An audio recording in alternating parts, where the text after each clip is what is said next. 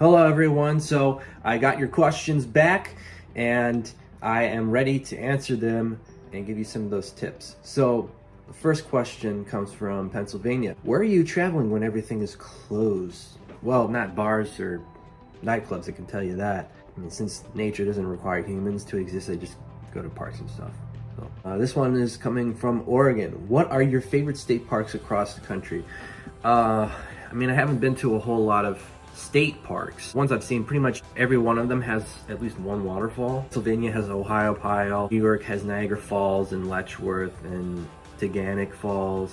Really liked Oregon Silver Falls State Park. There's a bunch of these powerful waterfalls with these mystical backdrops, and it's really cool. I guess I could use this book to drop some hints for future trips. If I know the route, I can just be like, oh, well, this shows a map that says this state park is nearby or something like that. Good resource.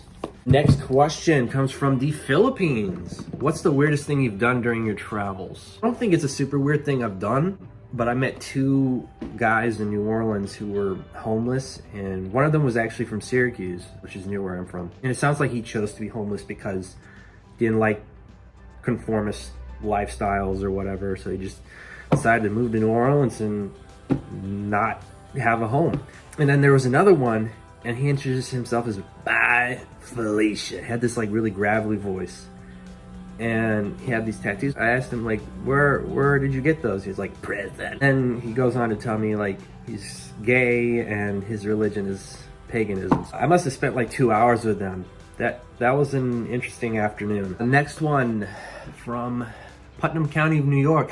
Which state is good to travel if related to nature? Yeah, wow, that's a loaded question. I mean, there's a lot of good choices. If you want to get super technical, Alaska is absolutely huge, so it has a ton of nature. This one's sort of related. Which of all the states do you recommend visiting first?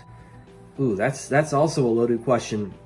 Depends on where you're from, but if you're from the States, I guess your home state, if you're already there. Get to some of the other options in a moment. Let's see, this comes from Mr. Berkey. Do you feel that traveling is safe during the pandemic as long as you drive and stay at least 6 feet from people? This is actually a really, really good question because a lot of people are staying home. Recently, we've seen a lot of new cases. It must have gone from 25,000 a day to 50,000 a day, especially in the South.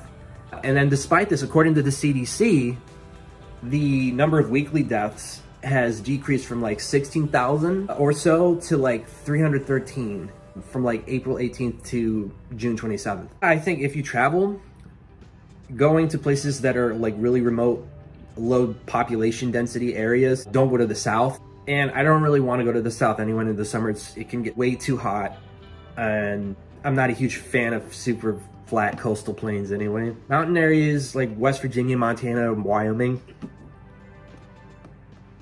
I mean, people go there to social distance. Pre-COVID, no one's oh, I want to go to Wyoming to meet people.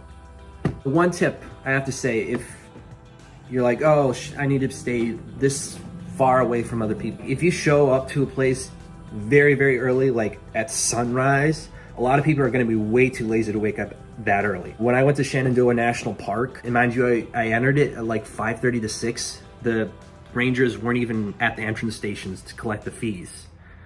I felt like I was the only one in the entire park. There were maybe 2 or 3 other cars in the entire area. I didn't really see many cars pass by, and I was the only one on the Jones Run Trail. So from a COVID standpoint, very, very low risk, which feeds into the next question: pros and cons of solo travel. Pros, obviously you have the more flexibility and independence. Cons, the loneliness. But just be sure to give someone you trust a list of places you're going if you're traveling alone, even trails you'll do, because then if they don't hear from you for a suspiciously long amount of time, people have a general idea of where to look for you. It's oh, he said he was going to be here, and you might even say I'll be here at this time. Give an update I'm about to go on this trail. I've tried texting from remote areas and it's not good. Calling is much better. 3G or 4G bars refer to your phone signal, not the data speed. Big misconception. And if you need Wi-Fi, you can pull into McDonald's. They show them on the exit signs.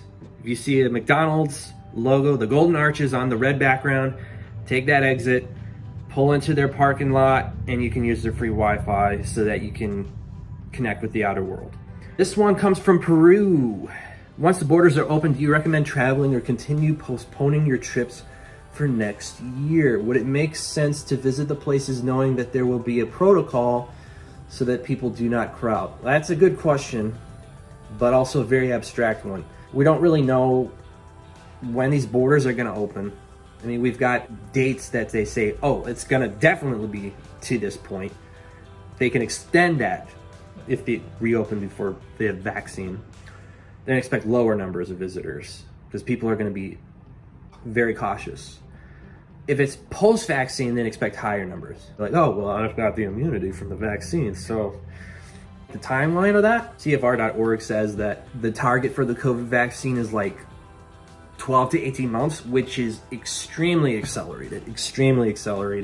A normal vaccine takes like 8 to 15 years to produce because you have to do research, you have to do clinical trials, you have to get approval to manufacture and distribute it. So it takes a long time. We don't really know exactly when that's gonna happen. And it would be ridiculous if we had it by the end of the year. That would be, no, it's not gonna come that early. But yeah, so really good questions all around, and be sure to like, subscribe, and share. Also leave a comment, maybe you have a few more questions. As always, thank you for watching.